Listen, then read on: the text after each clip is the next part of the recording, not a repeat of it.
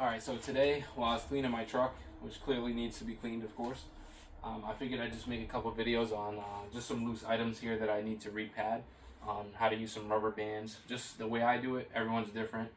Not everyone's going to use my technique. Everyone has their own technique, whatever works for you. If you can take my suggestions and run with it, that's awesome. If not, if you find a way that's better, that works better for you and is a little bit neater, a little bit cleaner in the way you like it, then definitely do it your way. But this is just the way I do it, and I figured I'd kind of spread some knowledge to those who are maybe brand new in the moving game, or maybe want to learn a couple different ways to pad certain items. So that's just what I do.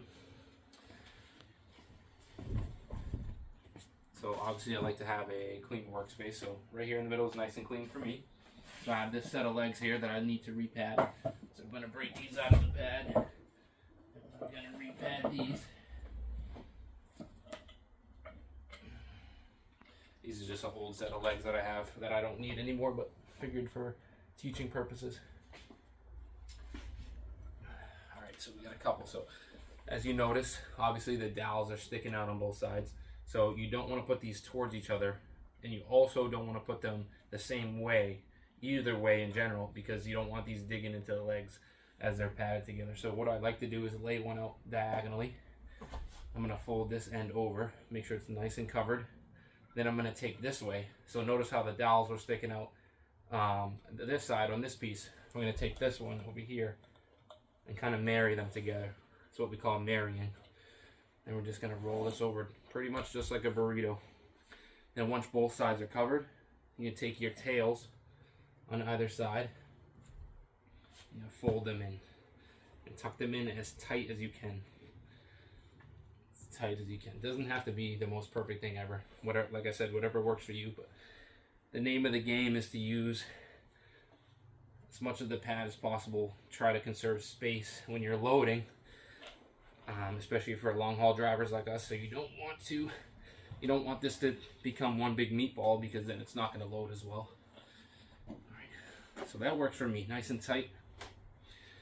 And then you have your rubber bands, which is what most us movers like to use. Some people prefer tape, but tape is expensive, so we like to use rubber bands. We can reuse material as much as possible. That's what we like to do. So what I'm doing is sliding one end of my rubber band over the legs like this, and then what I'm going to do is just stand over the piece pretty much, grab the tails like this, and now I'm just going to turn it. You can kneel on it, you got the pad, so nothing's going to happen to it. Then as you turn it, you're just going to put one side on one end, one side on the other, so that you have a cross. So see how I made a cross here right where the tail of the pad is, because you want this to hold as much of this as possible. So it's nice and neat. So now you can load this wherever you need to. You can carry it. You can one-hand it, grab it while you grab something else, and this is not going to fall off. So, all right, so I just wanted to show a couple things that I padded. So this is just a bench with some legs in it. So nice and tight. So now you can load it however tight, wherever you need to in the load. That's the other set of legs that I padded.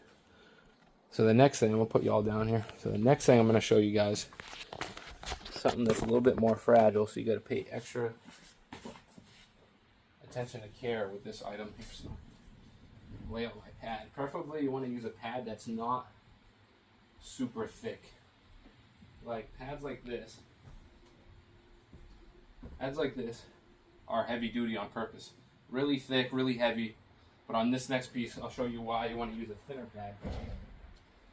So this is one of the last pieces I have. So for all you bike enthusiasts, I'm sure you all recognize this. This is a road racing, like an actual road race tire that came off a like $5,000 carbon fiber bike.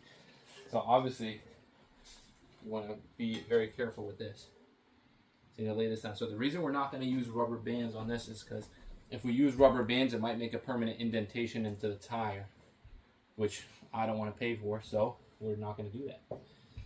Instead, we're going to use what a lot of movers like to use, and that's called a lollipop.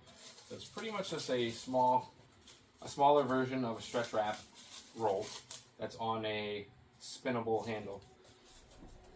Pretty much what you do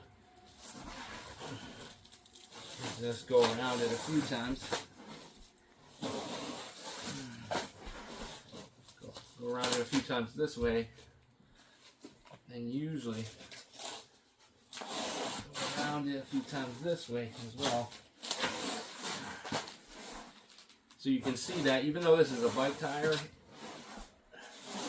now that I've padded it, it is a little bit bulkier right here and on this side, but I did that on purpose because I don't want that knuckle of where that tire sits on the bike to get damaged in any way. So you put extra padding there.